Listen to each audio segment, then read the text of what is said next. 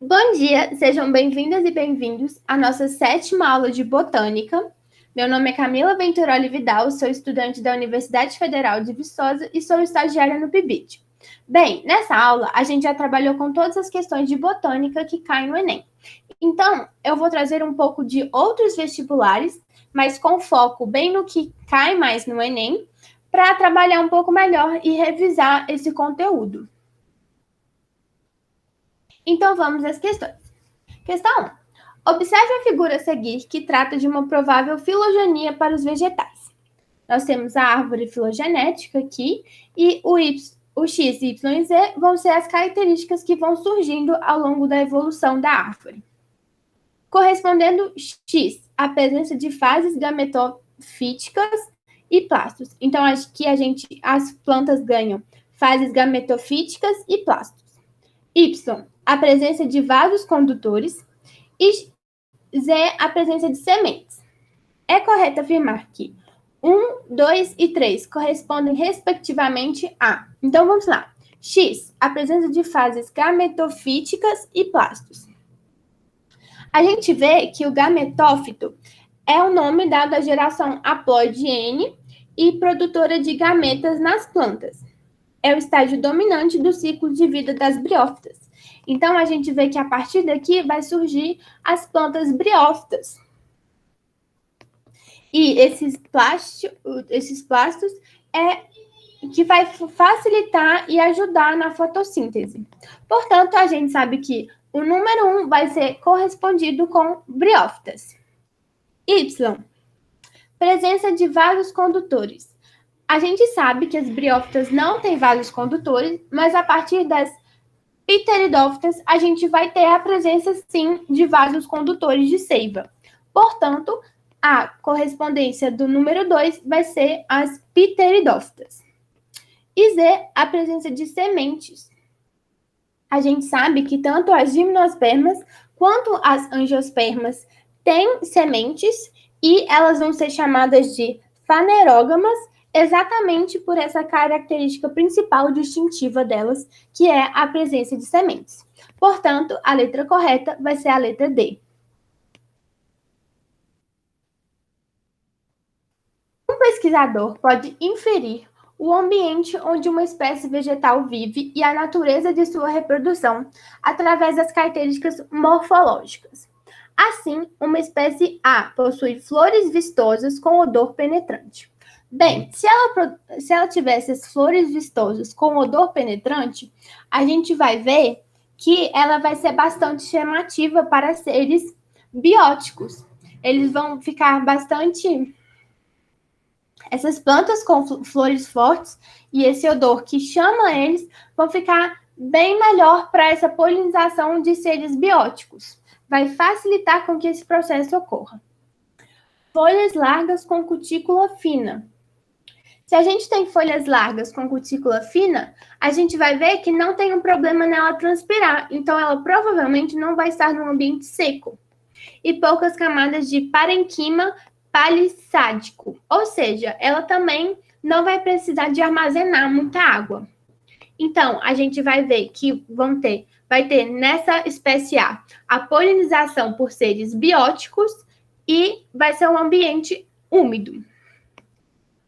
Espécie B, possui flores pequenas, com grande produção de pequenos grãos de pólen. Então, essas flores não vão ser chamativas para seres bióticos e a grande produção de pequenos pólen é bastante vantajosa para a polinização do vento, por exemplo, que vai carregar vários grãos de pólen e, por exemplo, alguns grãos de pólen que sejam perdidos possam ser recompostos, vamos dizer assim, pela grande quantidade de grãos de pólen.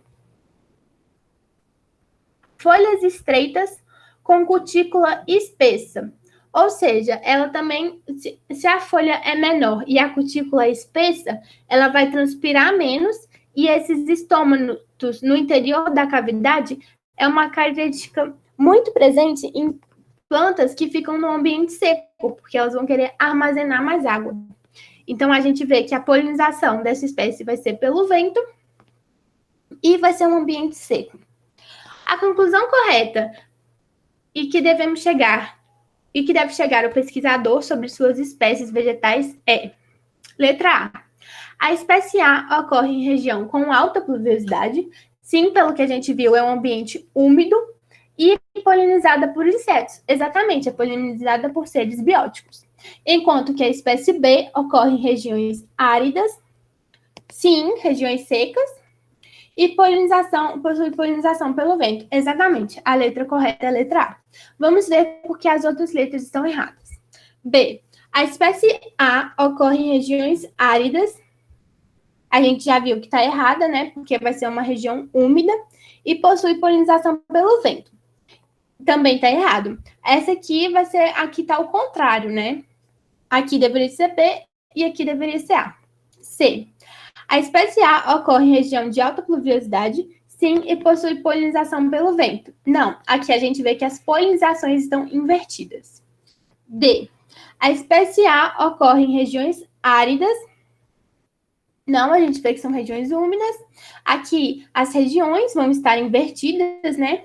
E não há informação suficiente para inferir sobre o ambiente onde vivem essas plantas e a natureza de sua reprodução. Essa questão está falsa.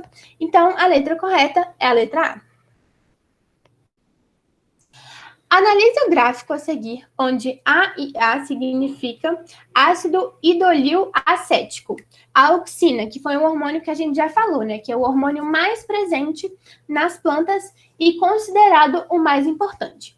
Essa questão eu coloquei ela porque a auxina já foi um hormônio que caiu no Enem e é de análise de gráfico. E é uma coisa que o Enem adora, dessa interpretação de imagens. Então, vamos lá. Com base nos dados dele representados, é possível afirmar que... Então, vamos lá. A gente tem o efeito da auxina sobre o crescimento, né? Então, aqui a gente vai ter o crescimento e aqui a concentração da auxina. E vamos estar relacionando ela com a raiz e com o caule. Então, vamos às questões. A. Quanto maior for a concentração de auxina, maior será o crescimento da raiz e do caule. Então, vamos olhar. A concentração de auxina aqui, né, ela tá maior. E a gente vê que não vai ter essa proporção. O crescimento da raiz tá numa concentração menor de auxina. E aqui a concentração maior do caule, né, a maior indução do caule tá numa concentração maior de auxina. Então, a gente vai ver que a letra A tá errada. B. A raiz e o caule são igualmente sensíveis à auxina. Não, pelo que a gente vê, não. O caule, quanto maior a concentração de auxina, ele é maior. Agora, a raiz, a gente vê que em menores concentrações de auxina, a raiz é maior. Ou seja, elas não são igualmente sensíveis. C. A auxina, por ser um hormônio, sempre estimula o crescimento. Não. Aqui, a gente tem a maior concentração de auxina. Quando tem maior concentração de auxina, a maior taxa de inibição da raiz. Então, pelo que a gente vê, é que ela é inibidora da raiz em altas concentrações. Então, a gente vê que a letra C está errada. D. A concentração de auxina, que estimula o crescimento do caule, tem efeito inibidor na raiz. Exatamente. Quando a gente tem a concentração de auxina nessas condições que estimula bastante o caule, a gente vê que a inibição do crescimento da raiz. Letra D está correta. Não há relação entre a concentração de auxina e o crescimento da raiz do caule. Aqui a gente já vê que está errada, né? Até porque tem um efeito da auxina sobre o crescimento aqui e a gente vê que tem sim uma relação entre o gráfico. Portanto, a resposta correta é a letra D. Vamos à última questão, então. Essa questão é mais uma curiosidade mesmo e uma questão que pode ser cobrada em outros vestibulares. Então, vamos lá. O esquema ao lado mostra uma planta insetívora, que é o que a gente chama, né, como planta carnívora. Esse mecanismo é uma adaptação que permite a sobrevivência desses vegetais em regiões cujos solos são pobres em compostos hidrogenados, nitrogenados, carbonados, oxigenados e sulfatados. Então, vamos lembrar um pouco. As plantas carnívoras, elas vivem em ambientes onde o solo apresenta poucos nutrientes. Quais são esses nutrientes? São principalmente o fosfato e o nitrato. Em virtude dessa deficiência, as plantas que ali vivem apresentam importantes mecanismos que auxiliam na complementação nutricional. As plantas carnívoras, portanto, capturam pequenos seres vivos, no caso aqui insetos, né? Para complementar os nutrientes que elas necessitam, cujos solos são pobres. Portanto, a letra correta é a letra B. Falta de nutrientes nitrogenados, né? O solo tem pouco nitrogênio. Resolução, a letra correta é a letra B. Então, gente, eu gostaria de agradecer muito pela participação de vocês, pela visualização de vocês. Qualquer dúvida, meu e-mail está aqui. E tenham uma ótima semana. Um grande abraço.